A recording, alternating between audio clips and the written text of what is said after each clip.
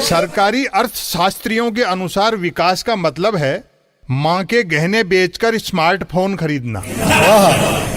कस्बाई बसों में सुरमा काजल बेचने वालों की तरह आवाजें लगाई जा रही हैं, हर माल मिलेगा 2.5 आना, सेल लो, गेल लो, भेल लो, एयर इंडिया, BSNL, रेल लो। बहुत अच्छा भाई, क्या बात है।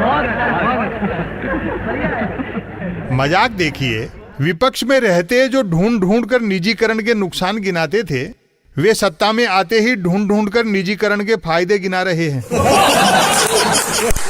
पुरखों की हवेली बेचकर किराए में रहने को ही विकास मानते हो तो करो शौक पूरा।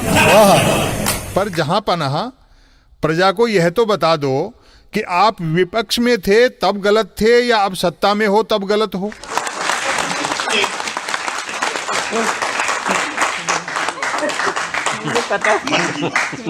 उदारीकरण असल में कॉरपोरेट का साम्राज्यवाद है। अतः जिन्होंने आजादी का आंदोलन नहीं देखा वे गुलामी की प्रक्रिया देख लें।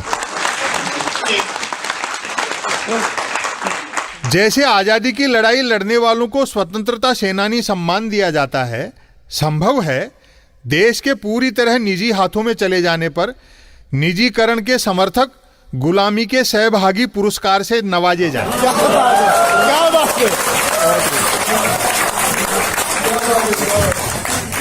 जो निजीकरण के खतरों को जानकर भी अनजान बने हुए हैं, वे पराधीनता के मूक दर्शक सम्मान के हकदार होंगे। विपक्ष लगातार बोल रहा है पर उसका माइक छीन लिया गया है। न्यूज चैनल क्या सवाल करेंगे? वे तो खुद ही निजीकरण का पुण्य फल हैं। जिन हिंदी अखबारों को व्यवस्था परिवर्तन पर सामग्री छापना चाहिए, वे मौसम परिवर्तन पर छाप रहे हैं।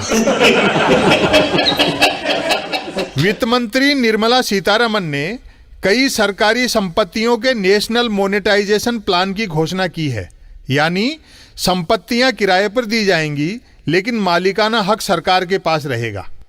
क्या इसे यूं समझा जाए कि जनता के टैक्स से बनी ट्रेन निजी होगी, मुनाफा निजी जेबों में जाएगा, लेकिन उस पर भारतीय रेल लिखना अनिवार्य होगा ताकि सरकारी होने का भ्रम मेंटेन रहे।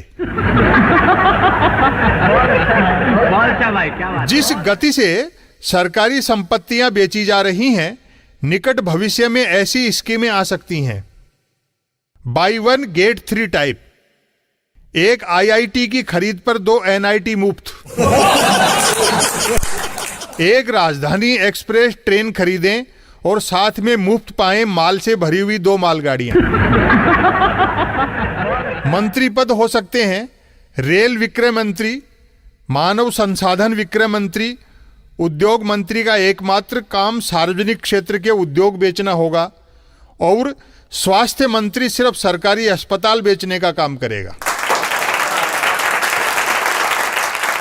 मंत्रीगण शपथ ग्रहण के अवसर पर सरकारी संपत्तियां बेचने की शपथ लेंगे। नागरिक उड्डयन मंत्री ने यदि शपथ लेते ही तुरंत हवाई अड्डे बेचने शुरू नहीं किए तो उससे वहीं इस्तीफा ले लिया जाएगा।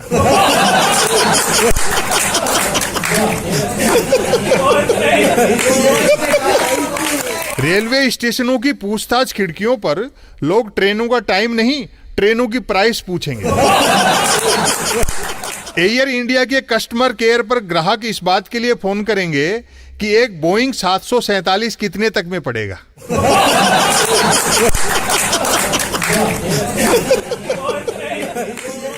वाह, क्या गजब मोदिनोमिक्स है। कामधेनु जनता की और दूहेगा कॉरपोरेट।